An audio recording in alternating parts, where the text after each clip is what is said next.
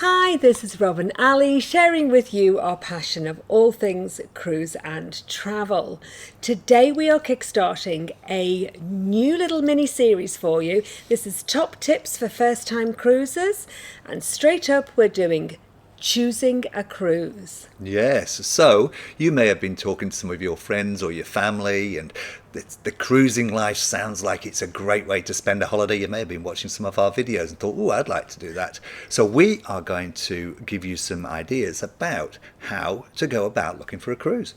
That's right. So this is going to be really practical. So straight up, this actually is what we do. This is what we do. So we do a bit of online searching. So whether or not you use a travel agent or not, like we do, we just go on Google and we put in somewhere like, I don't know, it's something like Oz Cruise, this is what we use, but there's plenty of them. And this is kind of the parameters that you will need up front. So first of all, you're most likely to have a budget in mind. So I'm sure you're all thinking, this is about how much I want to spend on a holiday, Yep. essentially. So you've got that in mind. Just think, though, that unlike normal holidays, I guess, regular holidays, you already have your food. Pretty much your food is covered. You can get optional extras, but your food is covered, and all your entertainment is covered as well on the cruise. Yeah, the majority of it is. So that's something you would have to pay extra for if you went into a hotel or a traditional type of land-based accommodation, unless you went obviously sort of all-inclusive. But it's all those things you already get No on your taxis cruise. home, all that kind of stuff. All that's already factored in. So then the next thing we think about is the length of time you want for your holiday. Now again, that just sounds like common sense. However, if you're thinking of going somewhere, of traveling from somewhere that is a further away distance than either your local airport or your local port, but you have to build that into the time that you're away. So it's quite unusual when you do a cruise that you can fly somewhere. So if we fly to maybe Europe or somewhere, or we're going to fly on a holiday soon to Japan. So we had to build that in, and we built in an extra day. So that meant it cut down on the actual cruise that we could go on. And then also you may think, look, we don't want to spend a whole 2 weeks on board a cruise ship. So you can think, we can start narrowing down our search and maybe look for a 7-day cruise, and we can add days to the beginning and the end and still make a 2-week holiday. Absolutely, especially if it's somewhere where you don't think you might be going again, or you don't think you want to go for an entire week. You just wouldn't mind spending a couple of days or so. So yeah, think about that if you're where you're going from. And it doesn't necessarily need to be overseas. It could be sort of you're going to Sydney, but you've not been to Sydney and you want to spend a couple of days in Sydney. Yeah. So your length of cruise doesn't necessarily have to match the length of time of your holiday. I guess that's what we're trying to say there. What we do as well with time as well is we try to sort of like incorporate things like weekends and public holidays so that we can cut down on the number of days that we have to have, or add those onto our holiday time. Yeah, so we get more, can squeeze more holidays in. Then you need to think about your departure, the port of departure. So some of you may be lucky enough, like us, to have a port very close by. It's within driving distance. That will limit the amount of availability of cruises if you only want to go from your local port. We're quite lucky. We can get a number of cruises from Brisbane. So if you're willing to fly, again, think how far are you willing to fly to then go and pick up your cruise ship from a different destination. And bear in mind that sometimes the distance of the flight doesn't necessarily equate to the cost, if cost is a factor to you, or it may be that you have to get several connecting flights, which then adds to the journey, and it all just becomes a little bit of a pain. Sure. So kind of just think around how far you're willing to go, or where you're willing to pick up your cruise ship from. That's right. Then, of course, you want to think about the dates of when you can go away. If you're still working or you've got children in school, or university, they will be limited, of course, to the time off that you can have. Actually, this is particularly important, especially in Australia, because some of the cruise lines actually move their ships away from Australia during our winter months. Royal Caribbean, for example, Carnival moves some of the ships away as well. So you are limited as to what ships you can actually cruise from Australia and from which ports. And the other thing to bear in mind, of course, is that holiday times, school holidays particularly, and Christmas and New Year times, the price tends to go up because they're more popular times. Yes, but sometimes it's worth it. Around Christmas and New Year, Oh, yeah. everything's all included, and again, you're not having to travel, you're not spending out on all that food and all that entertainment. Oh, yeah. It's all bundled in. And always keep your eye out for a deal, because there are deals coming up. Some of the cruise lines do them more often than not.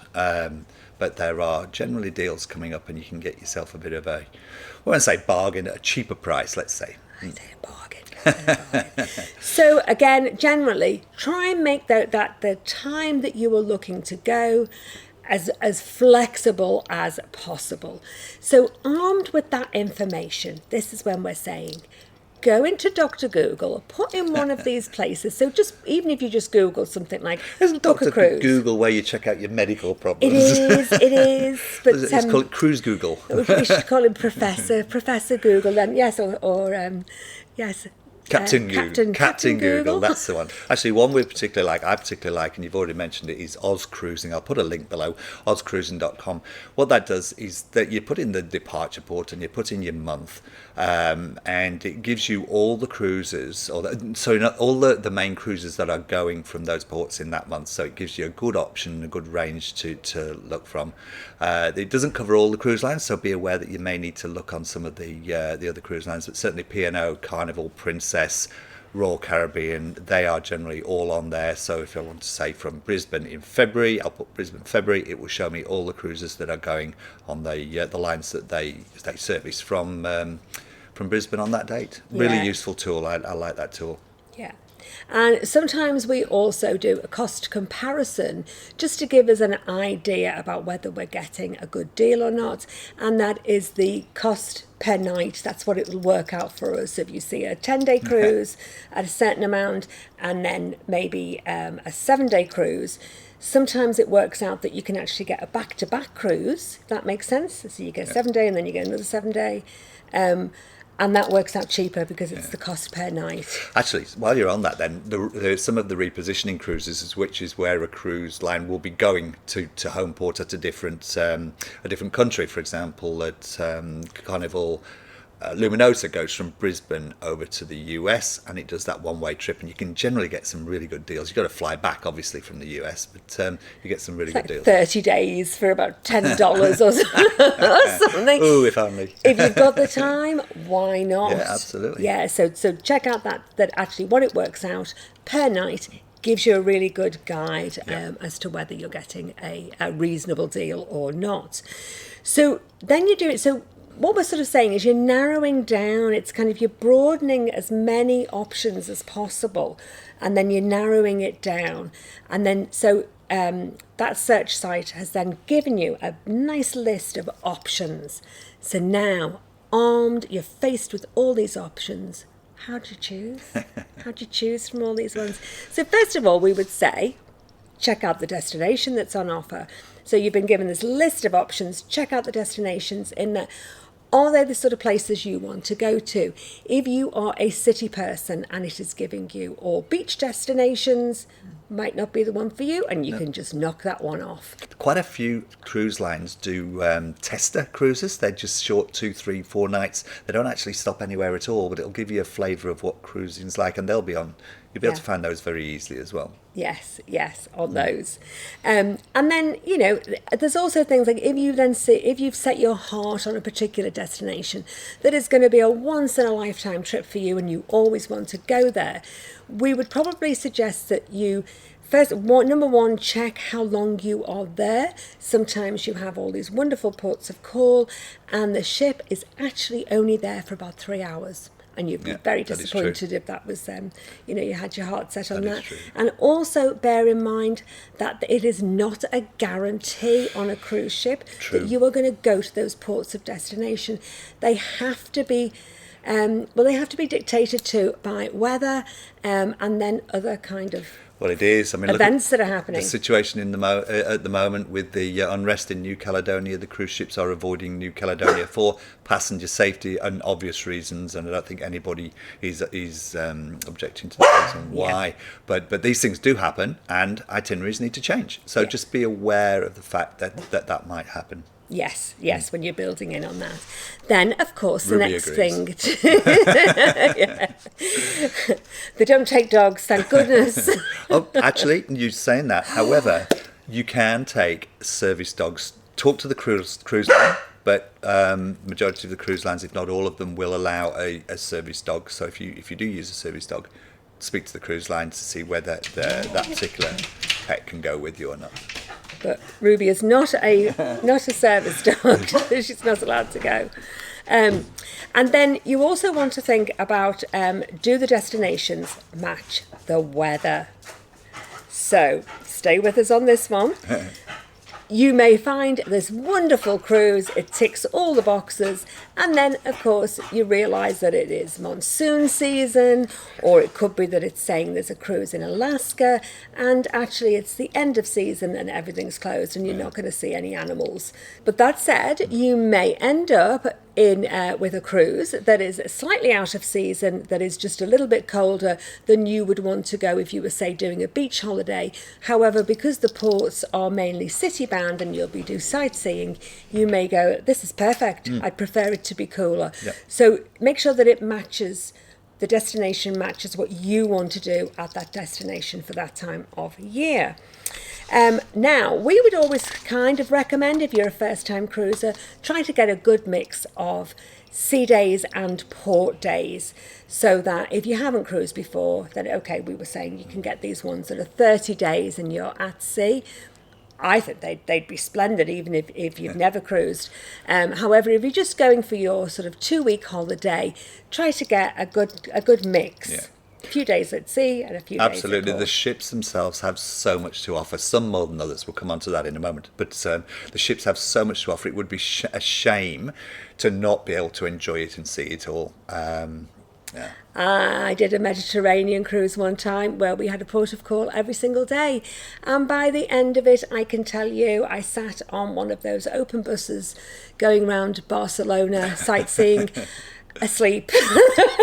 About 4 times, went round and round and round. It was exhausting. The New Zealand one can be similar to that as well, where you have back-to-back port days. We went on one a few years back, and I think there were 6 days back-to-back port days, and we were shattered by the end of it. You think you're getting this great cruise because it's got all these ports, and actually, yes, as Robert said, you don't enjoy the ship because and then you don't enjoy the ports because it's exhausting. So a good mix is exactly Get a good great mix. idea.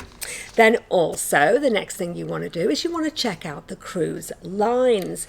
This is really important. This is really have their own. But they do attract different people. They do. But yes, exactly. This is very important that you match a cruise line that has what you're looking for and is the type of cruise that you're looking for, whether it's sort of like a family-based cruise or a more traditional type cruise.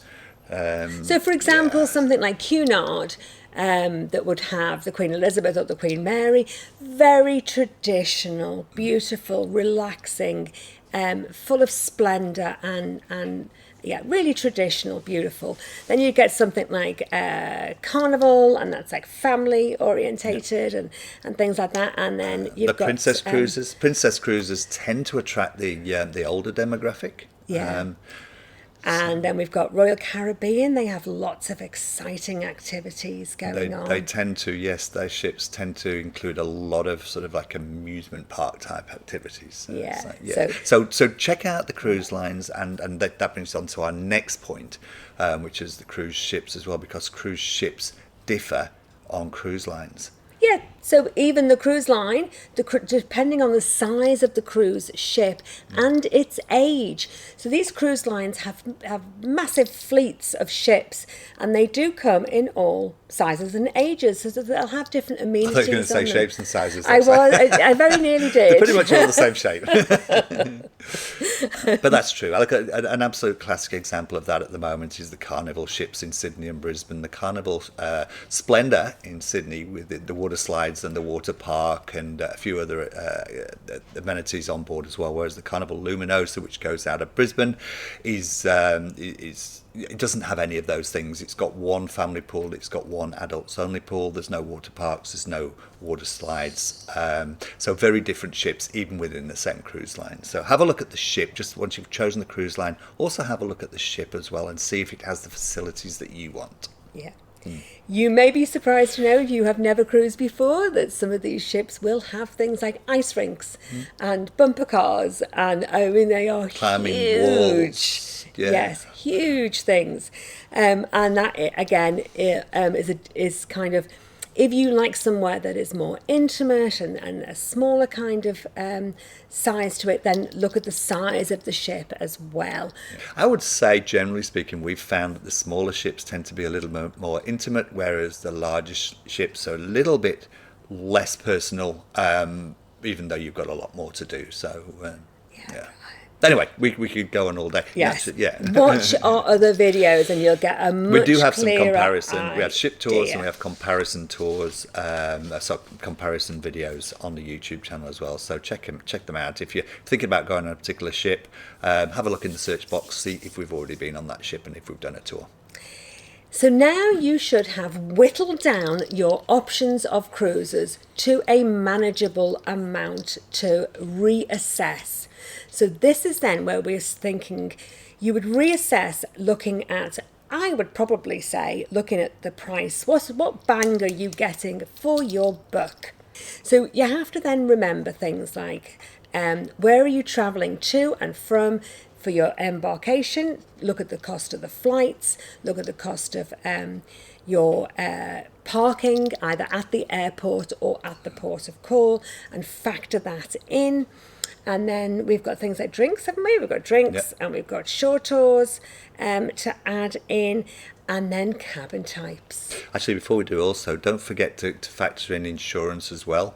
It will be different depending on where you're going and how long you're going for, and also the fact of your age and the whole heap of factors. But check that as well, because we would always recommend that people take out travel insurance, if nothing else for the fact that you do not get Medicare benefits whilst on board a ship. There are international docks at international prices, and if something really bad happens, it can cost you a lot of money. And if God forbid you have to be taken off the ship, we are talking an extremely large amount of money. So but apart from that, if you spent all your money on spent a lot of money on your cruise, and all of a sudden you can't go for whatever reason, you want to have that backup and hopefully be able to get some of it back again. So factor that cost in as well. Okay.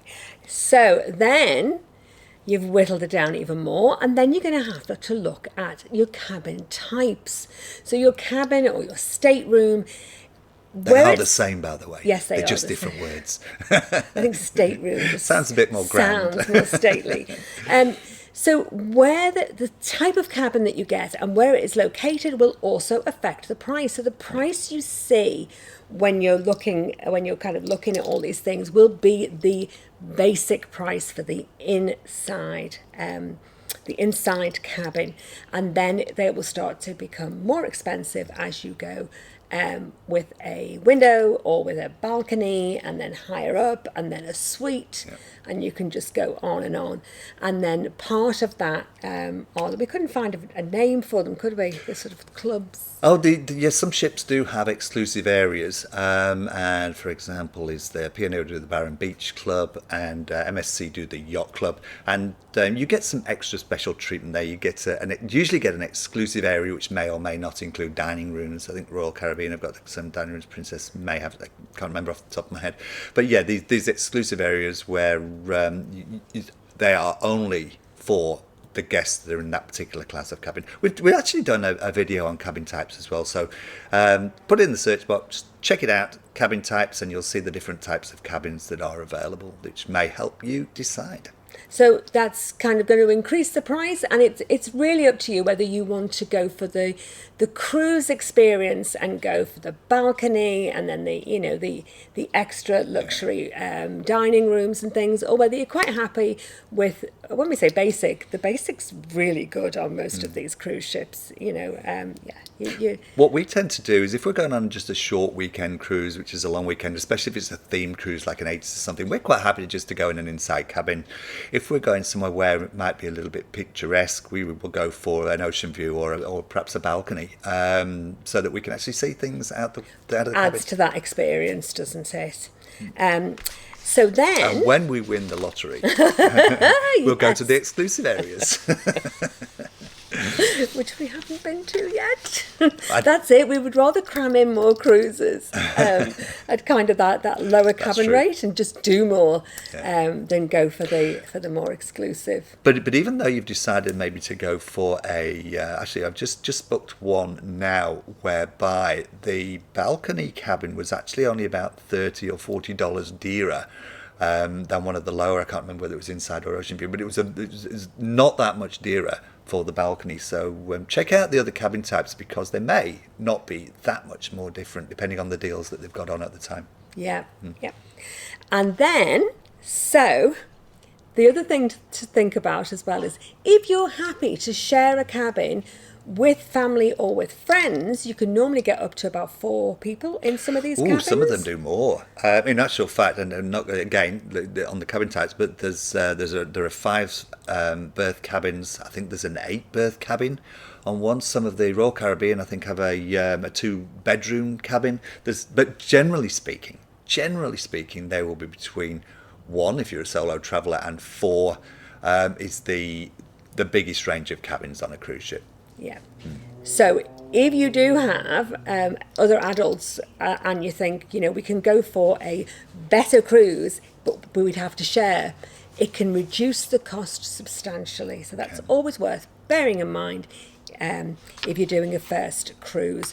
But the cabin sizes vary considerably, just like hotel rooms. There isn't a standard. And so if you go onto the cruise line webpage itself, they'll give you a layout, won't they? There's generally speaking a layout, yes, and a cabin size as well, so that you can compare against cruise ships. So, for example, if you had 4 people in a cabin, if you had 4 people in an inside cabin on a P&O like the Encounter, you'd probably be a little bit cramped, especially if it was 4 adults. Whereas if you had 4 people in, say, on the Carnival Luminosa, which has its own little, even the standard cabin, like the balcony cabin, or I think most of the insides as well, have a little loungy area as well. There's a lot more room on that ship. So check out the cabin size along with the number of people as well, because it'll kind of give it to you in square feet or square meters. There's generally a picture of a typical cabin, and there's also generally a layout as well.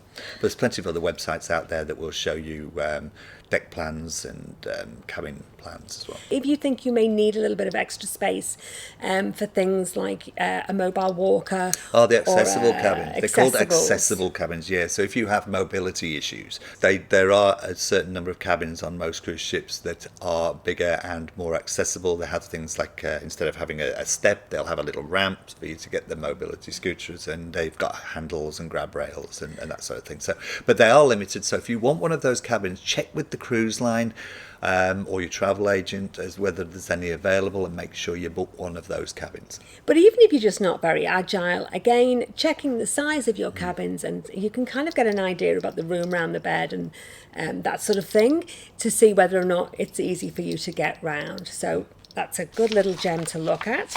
So once you've done all that, then do you go direct? Or do you go with a travel agent? A lot of this is personal preference. Yeah, a lot of it's personal preference. We particularly like our travel agent because they look after us and they do all the legwork for us. So if there's ringing around to be done, they'll do that, and they will remind us when the payment's due. But some people prefer to do it direct, and they feel that you've got more control over the whole experience It really is personal preference. What I would say is, generally speaking, if you are a little bit uncertain or unsure about the whole process and you're not particularly confident, definitely go to a travel agent. You will not pay more for going to a travel agent. They're paid their commission by the cruise lines. They do not put that on board that cost to you. So definitely, and you won't miss out on any of the bargains because you've gone through the travel agent. Yeah. Like I said, we go through the travel agent for all of our bookings anyway. So now, one bonus for you. I love this one. This is the one that Robert put on the end. And this is, so you've done all this hard work. You have whittled down your choices of sort of cruises to go on with the destinations, the ships and everything. You are all excited. You are actually going with a partner or family.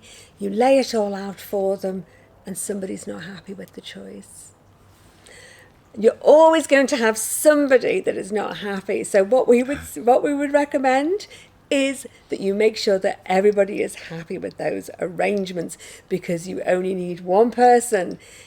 It seems to be, especially on board a cruise, that isn't happy with what's going on, and you can kind of, it just ruins it for everybody. So we would say that's the best way to go about sort of narrowing down your options, and then make sure that you are both or all happy with the cruise before you book. Yeah. Make sure, what I'm saying is, make sure that the people you're planning on going on holiday are the people that you actually do want to spend. The cruise ships are big, and as I'm jumping all over the place, cruise ships are big, but they're not that big. Yeah. So make sure the people you're going with or planning on going with are people that you actually want to spend your holiday with. You can't run and hide. You're stuck with them, really. Anyway, there we go. So, we hope that has given you some kind of encouragement to go and look for a cruise. What I would say is, just give yourself an open book. We've just said we've just booked a cruise to Japan. It's leaving from Japan. It's been booked for a while. We've not just booked it. We go in about 8-10 days. Wouldn't have dreamed, wouldn't have had that destination down as a cruise, but we did some searching, put things in filters, and it kind of came up, and it was like, got some good deals. Got this some looks good deals. good. This looks like something we could do. We can fit it in, and so So get Googling. There we go. And searching. Captain Google, not Dr. Google. Captain Google. Yeah, get booking. Yeah. All right, so if you've liked this video, please hit like, please hit subscribe, and hit the notification button if you want to see more of our videos. We're going to leave you for now. Thanks for watching, and we will see you in the next video. Thank you. Bye for See now. you soon. Take care. Bye. Bye now.